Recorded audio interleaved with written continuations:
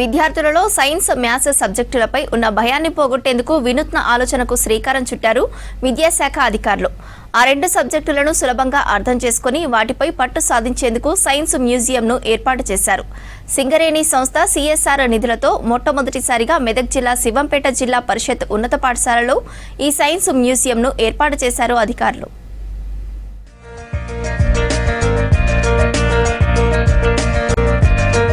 మెదక్ జిల్లా శివంపేట మండల కేంద్రంలోని జిల్లా పరిషత్ హైస్కూల్లో సింగరేణి సంస్థ CSR నిధులతో సైన్స్ మ్యూజియం ఏర్పాటు చేశారు.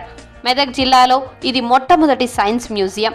ఈ మ్యూజియం ఏర్పాటుకు సింగరేణి సంస్థ ఆర్థిక సహాయం అందజేసింది.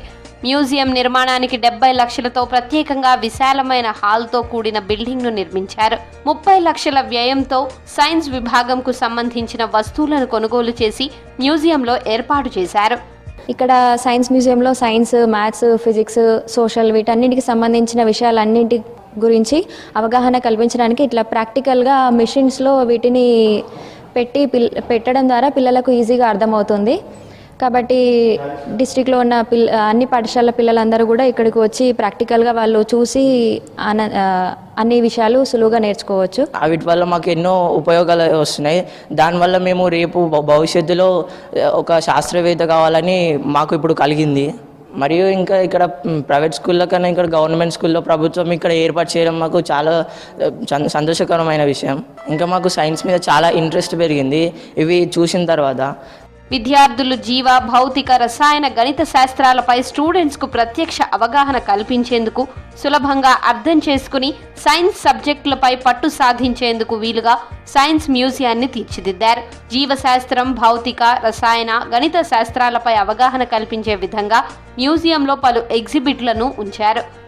ఈ మ్యూజియంలో సైన్స్కి సంబంధించిన ఐటమ్స్ కానీ, మ్యాథ్స్కి సంబంధించిన ఐటమ్స్, సోషల్ ఐటమ్స్ అన్ని 3D మోడల్స్ ఉండడం వల్ల పిల్లలు అనుభవం ద్వారా నేర్చుకున్న విద్య జీవితాంతం ఉండిపోతుంది. సో అనుభవం ద్వారా చాలా బాగా నేర్చుకుంటున్నారు. ఈ అవకాశాన్ని మా పాఠశాలకు మాకు ఇచ్చినందుకు ప్రభుత్వానికి మరియు CSR సంస్థ వారికి చాలా చాలా కృతజ్ఞతలు.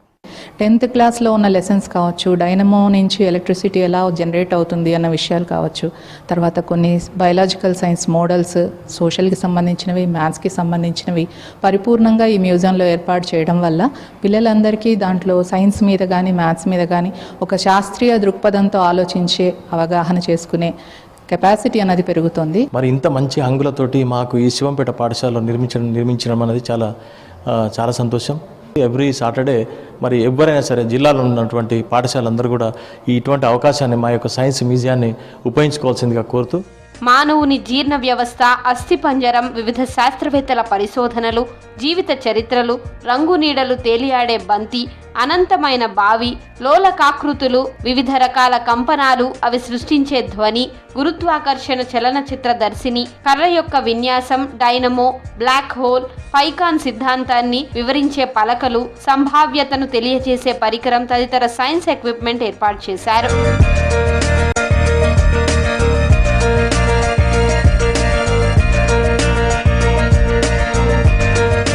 ప్రతి ప్రభుత్వ హైస్కూల్ నుంచి 8, 9, 10 తరగతుల విద్యార్థులను వారంలో ఒకసారి మ్యూజియానికి తీసుకువచ్చి ఆయా సైన్స్ పరికరాల ద్వారా సైన్స్ సబ్జెక్టులపై ప్రత్యక్ష అవగాహన కల్పించనున్నారు. ప్రస్తుతం శివంపేట హైస్కూల్ విద్యార్థులకు అవగాహన కల్పిస్తుండగా జూలై మొదటి వారంలో మ్యూజియంను అధికారికంగా ప్రారంభించి ఇతర పాఠశాలల విద్యార్థుల సందర్శనకు అవకాశం కల్పించనున్నారు.